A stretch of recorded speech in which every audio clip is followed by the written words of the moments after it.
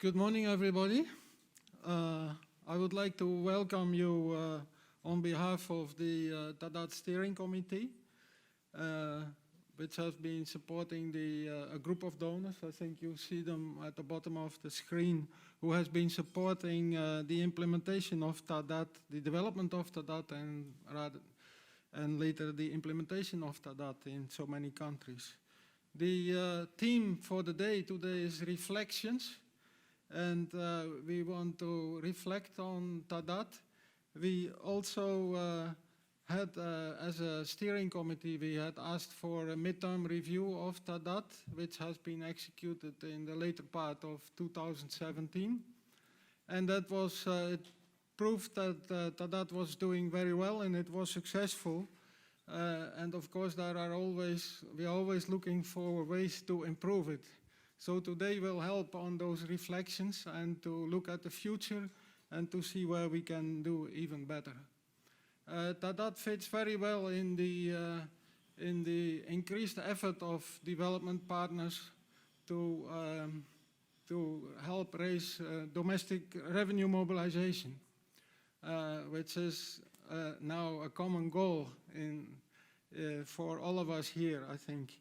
And the ADIS Tax Initiative, the development partners under the ADIS Tax Initiative, they have committed to double our efforts, and we have also working closely with now 22 partner countries on the implementation of the commitments under the ADIS Tax Initiative. So today we should share the success of TADAT that we have achieved already with over 60 assessments. And we reflect on what we can do better. So I would also like to take this opportunity to thank the TADAT Secretariat, not only for organizing today's meeting on the reflections, today's seminar, but also to congratulate it, say, on what they have done over the past 5 years, and just in particular as its leader. Now I would like to invite Ms. Carla Grasso, who will come anytime, I understand.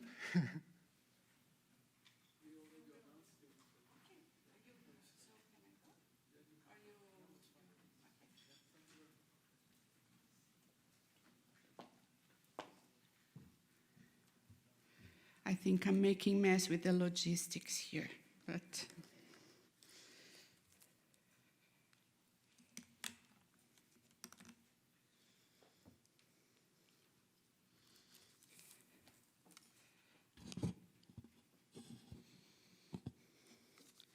ladies and gentlemen, distinguished guests, good morning and welcome.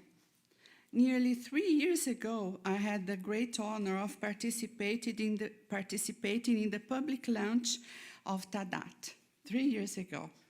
So it's a special pleasure for me to open this event today, which will discuss what TADAT has achieved so far and how we can build on what we believe has been a considerable success.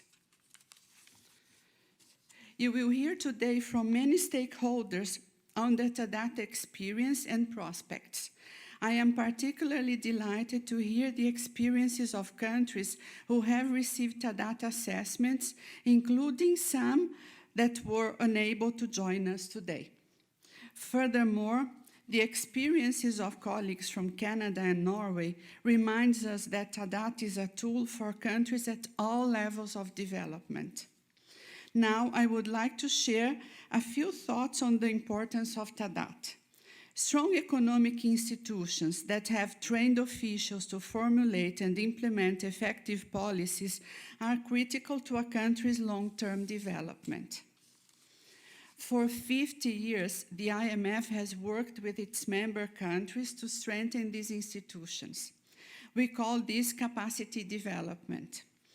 And we at the IMF continually respond to the capacity development needs of our members as they work towards strengthening these institutions. TADAT is a prime example of how we and our partners respond in an innovative way.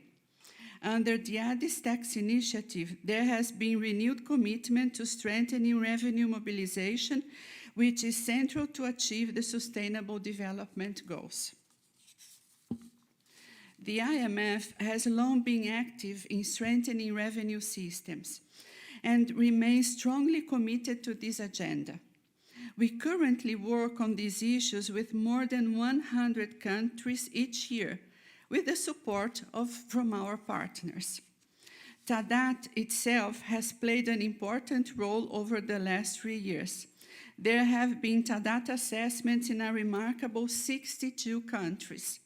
The fund has led about half of these assessments, but I am pleased to know that, as intended, TADAT has proven to be a tool that can be used by anyone who meets the demanding standards required to be an assessor.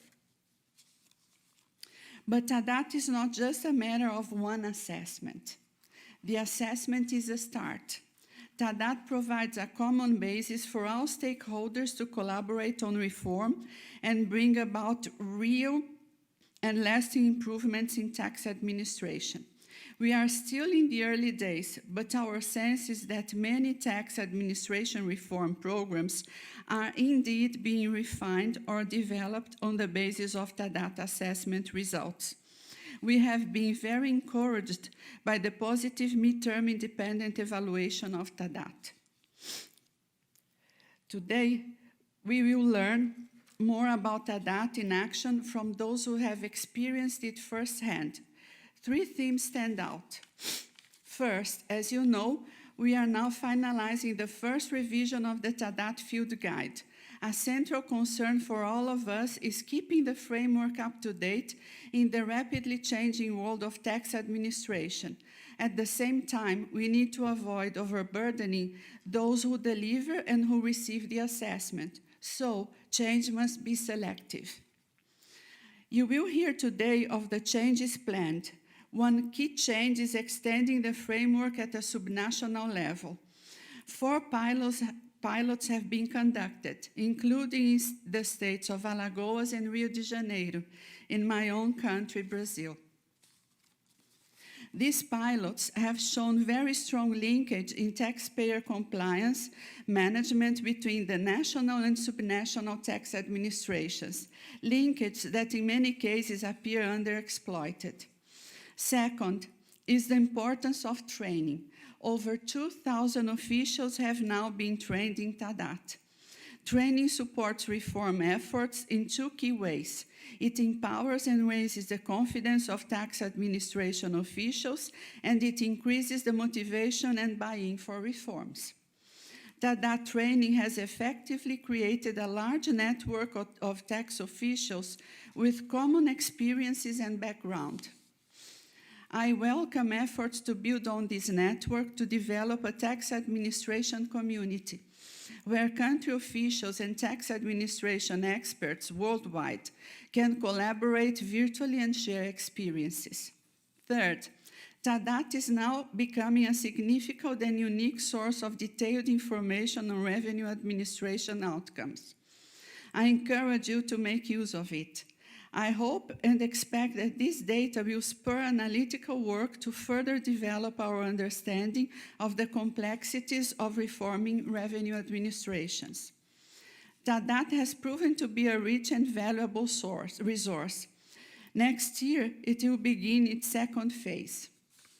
I hope that our current capacity development partners, who have so ably supported the program's 1st phase, will continue their support to this great effort. I also welcome new partners to join TADAT and play a role in the program's future success. In closing, I would like to thank the many who have nurtured TADAT. Let me thank the TADAT sponsoring partners. These are the European Union, Germany, Japan, the Netherlands, Norway, Switzerland, the United Kingdom, the World Bank, and the IMF.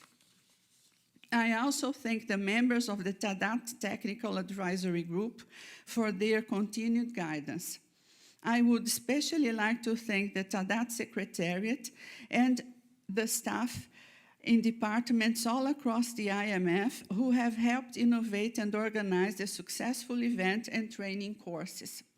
Most important of all, I extend my gratitude to all the countries, institutions, and participants that have come here today. We are looking forward to hearing your stories. With that, I wish you fruitful and interesting discussions today. Thank you.